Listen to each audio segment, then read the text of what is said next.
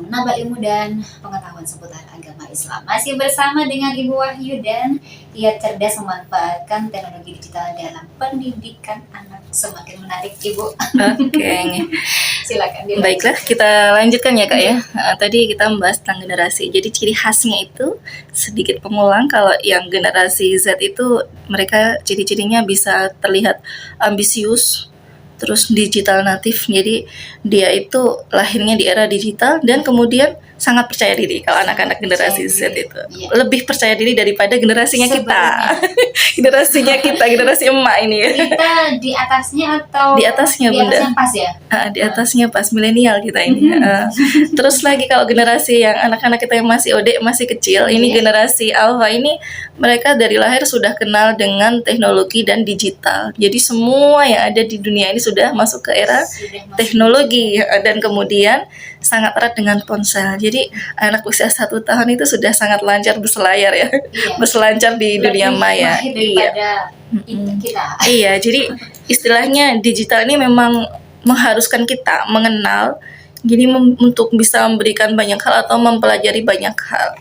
Jadi harapannya ketika digital ini bisa dengan baik digunakan, bisa memberikan manfaat. Dan namun tidak jarang juga digital ini menjadikan masalah. Sebelum kita masuk ke tips, kita akan bahas gambaran umum ketika digital ini menjadikan masalah, ya masalah bahkan musibah begitu ya. Jadi dampaknya itu kalau dalam tubuh kembang anak ini akan menjadikan banyak problema. Saya pernah ketemu dengan seorang anak usia ketika itu sudah 4 tahun TK itu kan sudah ceriwis-ceriwisnya ya. Itu masuk ke sekolah namun dia tidak bisa mengucapkan kata apapun. Saya ingat sekali anak itu ketika masuk ke sekolah ditanya siapa namamu, dia diam. Ketika dia ditanya siapa bapakmu, rumahmu, nenekmu, dia juga diam. Sudah maam, dia diam. Dia hanya mau ngomong dengan ibunya sama neneknya, dan itu pun hanya 1-2 kata. Ternyata dia sebenarnya dalam pengasuhan penuh ibunya, tapi tidak pernah keluar rumah dan temannya hanya HP. Iya, gadget saja. Padahal dia tidak punya kayak apa ya, kelainan atau apa. Iya, tidak ada. Jadi dampaknya ini sangat luar biasa ketika tidak tepat. Simulasi untuk otak anak, perkembangan otak anak atau tumbuh kembang secara keseluruhan itu bisa bermasalah, di antaranya keterlambatan bahasa, speech delay, terus kemudian masalah tentang kurang aktif atau kurang atraktif ya. Kalau anak-anak itu kan dia sangat ingin tahu, kurang gerak, dia pengen belajar naik ke sana, lari ke sana, tapi dengan indahnya dunia gadget dia bisa sudah asik dengan dunia itu. Dan tidak ingin mencoba untuk pergerakannya. Betul. Yang parah lagi, dia bisa mengurangi kemampuan dia untuk berkembang, mengembangkan otak. Istilahnya sel yang ada di otak itu tidak serta berkembang. Karena kenapa? Ketika dia melihat satu HP atau satu gadget yang ada di tangannya dia, mata dia akan fokus di situ. Dia tidak akan peduli dengan apa yang ada di sekitarnya. Jadi dia lebih asik dengan yang dilihat. Nanti ketika dia bertemu dengan masalah atau ada yang di sekitaran dia membahayakan dia atau apa, dia tidak, refleksnya untuk menghindar dan sebagainya itu kurang.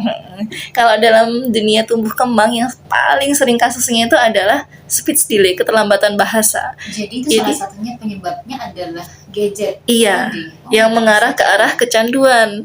Jadi dia terlalu lama, terlalu sering, bahkan dunia sehari-harinya bangun tidur sampai nanti tidur lagi, itu teman setianya adalah gadget, bestinya dia.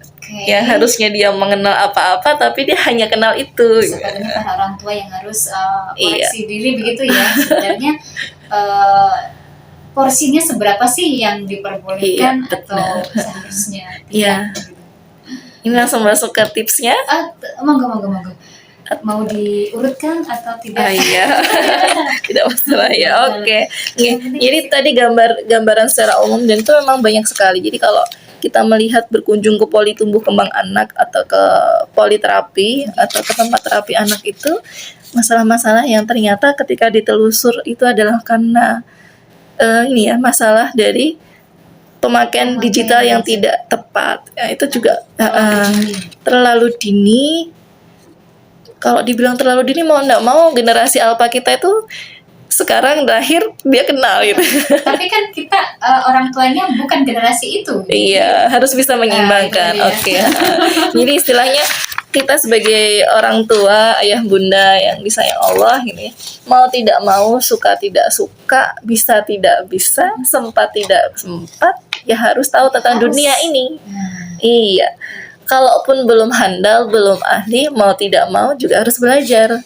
Jadi walaupun kita apapun aktivitasnya ya, baik amanah hariannya di kantor atau bisnis atau benar-benar membersamai anak, seorang ibu utamanya madrasah pertama untuk putranya itu harus belajar bagaimana kita mengenal Facebook, mengenal TikTok, mengenal mengenal Instagram, mengenal sekarang yang lagi tren lagi, tambah lagi YouTube versi short, versi yang pendek.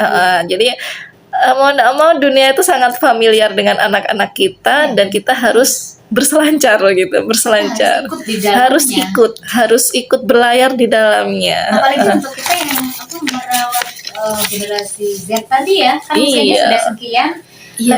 lebih rentan untuk Benar pengaruh-pengaruh sekali. yang mungkin lebih buruk ya, bisa kan lebih buruk. Iya, ini ada satu cerita. Gitu. Beberapa kali kita menemukan masalah pada remaja, jadi mereka itu sudah beberapa orang tuanya memfasilitasi HP untuk masing-masing anak.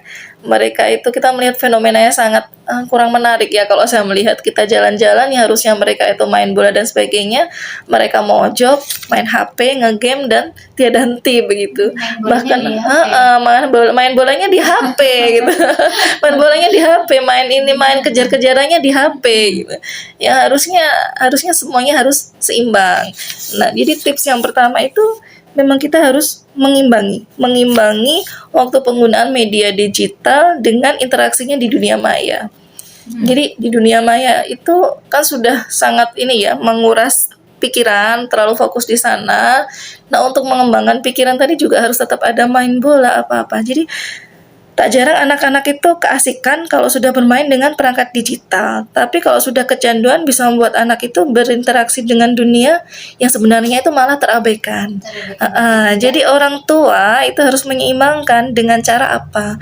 Kita tetap memfasilitasi permainan-permainan, dikenalkan dengan komunitas. Kalau misalkan anak suka olahraga badminton atau apa ya, difasilitasi, masukkan ke klub. Niatnya untuk menyeimbangkan perkembangannya dia. Tapi kalau dia ternyata punya bakat, nanti dia bisa lanjut jadi atlet gitu kan. Jadi menarik kalau kita bisa memfasilitasi. Kalau dia sukanya itu musik misalkan, ya kita ikutkan les musiknya. Dia pintar, kita ikutkan tes untuk mengembangkan kemampuan berhitungnya. Sekarang kan banyak ya istilahnya gemertika atau apapun yang disuka, orang tua bisa memilihkan. Jadi anak itu akan memiliki keseimbangan. Ini dunia maya, ini dunia nyata. Itu adalah tips yang pertama. Dan tetap kita bisa mengetahui bakat atau kemampuan yang lebih real tadi. Iya, benar. Kalau kita belum tahu.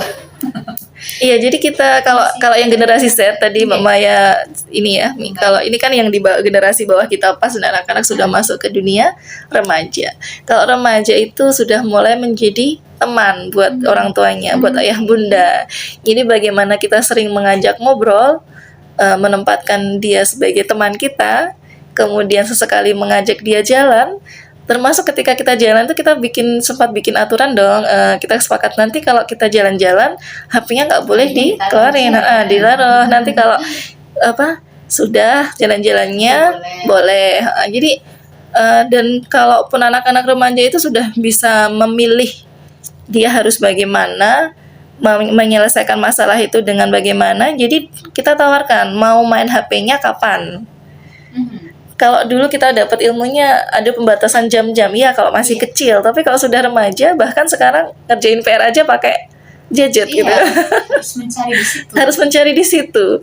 Nanti belum lagi kalau ujian atau ininya ada yang kelas online gitu, mau enggak mau kan harus masuk ke situ. Jadi memang anak harus kita tempatkan di situ. Nah, terus masuk tips berikutnya ya Mbak ya. Jadi nyambung ini. Jadi kalau anak-anak itu sudah remaja, biasanya kan kita sudah mau tidak mau menambah fasilitas, tidak hanya sekedar satu benda HP Iya. gadget, tapi bahkan nanti sampai ke LEPI, sampai lagi ke WiFi gitu Iya. kan. Tapi itu WiFi ya. Nah ini mengharuskan, ya? mengharuskan Iya. ketika memang pendidikan ataupun yang harus dikerjakan itu harus ke sana arahnya. Nah, di sini tips yang kedua adalah membuat pengawasan yang teratur. Maksudnya bagaimana? Jadi pengawasan penggunaan perangkat dan media digital ini kita bisa memakai tempat yang terbuka, Kak. Jadi tidak dibenarkan kita menaruh perangkat itu di kamar anak. Iya. Kita akan susah nanti. Jadi termasuk ini adalah contoh bagi orang tuanya. Kalau orang tua punya pekerjaan yang kaitannya dengan teknologi IT, mengerjakan lewat LEPI, lewat komputer, lewat apapun, harus ngirim file dan sebagainya, itu ada satu tempat terbuka yang bisa digunakan untuk bersama. Semua orang. Jadi di situ kita sejenis ada keterbukaan di dalam keluarga. Kalau bisa dan harusnya bisa. Sekaligus pengawasan. Iya, sekaligus Supaya- pengawasan. Nah, ini untuk kadang ada keluarga yang pasangan ataupun dengan anaknya saling menutup dengan sandi HP ya. Oh. ini menjadi dilema kalau kita sampai mendapatkan itu dalam satu rumah kita dengan pasangan kita, ayah bunda itu sendiri ataupun dengan putranya. Jadi secara nggak langsung itu misalkan saya dengan suami itu dengan bapaknya, yang namanya HP itu ya sudah, ketika saling butuh atau ini kita saling menggunakan nggak masalah dan nggak ada sandi, dan anak-anak tahu itu. Dan kita sudah pesan kalau main HP nggak boleh disandi, kalau nggak mau ya nggak usah gitu. Jadi memang istilahnya Muncul kecurigaan. iya benar. Jadi anak-anak itu sudah akan mulai mengenal, dan di dunia remaja itu ketika mereka sudah menggunakan HP, mereka sudah mulai membutuhkan komunitas. Kadang mereka membuat grup. Nah, di situ kita harus membuat perjanjian bahwasannya kita boleh pegang HP anak, boleh membaca. Jadi kadang anak kan keberatan ya, tapi kita pahamkan. Jadi dari awal itu sebelum anak diberikan kepercayaan, kita janjikan, kemudian kita buat kesepakatan dulu. Boleh, tapi A, B, C. Kalau anak sudah sepakat, oke, kita berjalan. Iya, nah, sambil jalan kita evaluasi. Dengan demikian kita juga akan bisa melihat apa riwayat yang dibuka anak-anak. Misalkan YouTube itu kan ada history. Terus kemudian kalau dia di LEPI atau di HP yang sudah di-searching itu kan apa saja. Kita bisa melihat di sana. Kalau tentang aplikasi apa itu yang namanya Family Link, nah, itu tuh sejauh mana bisa membantu? Itu kan sebenarnya hanya perizinan untuk akses family ya, bisa dipilihkan. Gitu. Iya, itu membantu memang, tapi itu untuk anak-anak yang masih belum terlalu besar. Jadi masih generasi alpha atau generasi X yang generasi Z yang ini ya, generasi Z yang sudah usianya itu sebelum remaja ya, tinggalannya aja. Jadi anak-anak yang gede itu sudah susah. Sudah susahnya itu mereka sudah bisa masuk ke aplikasi yang lainnya, dia sudah ngerti. Kalau yang anak-anak masih usia balita itu kan bisa pakai YouTube Kids, terus kemudian pakai aplikasi pengaman dan sebagainya masih bisa. Tapi kalau anak-anak yang gede itu kalau nggak kita arahkan, dia sudah bisa berselancar kemana-mana. Jadi memang peran orang tua untuk mengawal sejauh mana anak-anak boleh mengakses itu memang butuh banyak pertemanan, butuh ngobrol. Kalau anak-anak kita itu kan sudah mulai mengenal, kadang mereka punya akun loh, akunnya itu bisa Instagram, bisa TikTok, mereka bikin ini ya macam-macam ini konten ya. Di situ kita bisa melihat temannya siapa saja gitu. Jadi kalau kita ada pengawasan demikian, kemudian misalkan terjadi temuan, kita akan bisa menanyakan, Dek, Mas, Kak, Mbak, kenapa ini kenapa begitu, kok isinya begini, kok kurang solih ya, kok nggak sesuai dengan ini ya kesepakatan ya, ayo sanksinya apa. Nah, iya, sanksinya apa gitu ya. Jadi lebih sulit ya untuk sebagai orang tua dari generasi Z daripada generasi Alpha tadi. Iya, kalau generasi Alpha itu karena dia lahir itu sudah kecil, langsung teknologi dan digital tuh biasa saja. Hanya membatasi saja ya. Memang saya rasakan lebih terkendali yang Alpha. Jadi istilahnya mengenal dunia digital itu dunia yang biasa karena mereka lahir itu sudah ada. Tapi kalau anak-anak generasi Z itu kan dunia sangat luar biasa, apa-apa bisa didapatkan di situ, infonya, gambarnya. Baik, semakin menarik sekali. Tapi sabar dulu ya, karena beberapa informasi akan kita hadirkan terlebih dahulu nanti dengan Ibu Wahyu Fitri Yuliasih. Iya. Baik, saudara di Makata dan sobatannya masih di khidmat Ramadan. Menjadi orang tua cerdas untuk putra-putri kita. Harapan bagi kita semua tentunya ya. Iya, Dan kita benar. menuju ke sana ada beberapa hal yang memang kita harus pahami tentang teknologi tadi, digital tadi, begitu ya. Oke, Iya. silakan lanjutkan. Iya, terima kasih Mbak Maya. Jadi sahabat Rasi semua, tadi setelah anak-anak kita ajak macam-macam tadi ya, berteman, kita ngobrol, kita buat kesepakatan. Nanti kalau melanggar sanksinya apa, yang berikutnya kita bisa dong bermain bersama. Nah, ini bermain bersama ini adalah hal yang sangat disukai anak-anak. Iya.